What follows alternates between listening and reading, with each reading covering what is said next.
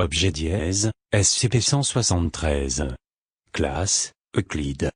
Procédure de confinement spéciale, l'objet SCP-173 doit être conservé dans un conteneur verrouillé en toutes circonstances.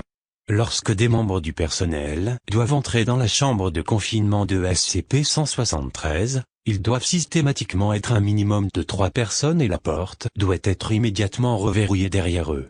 2 personnes doivent maintenir un contact visuel direct avec SCP-173 en toutes circonstances, et ce jusqu'à ce que tous les membres du personnel aient quitté et reverrouillé le conteneur. Description: transféré au site 19 en 1993. Origine inconnue jusqu'à présent.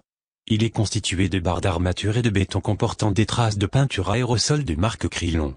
SCP-173 est animé et extrêmement hostile. L'objet ne peut pas bouger tant qu'il se trouve dans un champ visuel direct. Il est impératif que le contact visuel avec SCP-173 ne soit pas interrompu.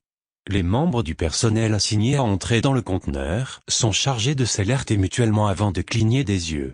L'objet attaque en brisant le cou de la victime à la base du crâne, ou par strangulation. Dans le cas d'une attaque, le personnel doit respecter les procédures de confinement de classe 4 concernant les objets dangereux. Le personnel a rapporté avoir entendu des bruits de grattement provenant de l'intérieur du conteneur lorsque personne n'est présent à l'intérieur.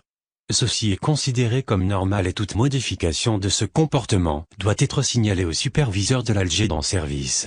La substance brun rougeâtre sur le sol est une combinaison de matière fécale et de sang. L'origine de ces substances est inconnue. La salle doit être nettoyée selon une fréquence bi-hebdomadaire.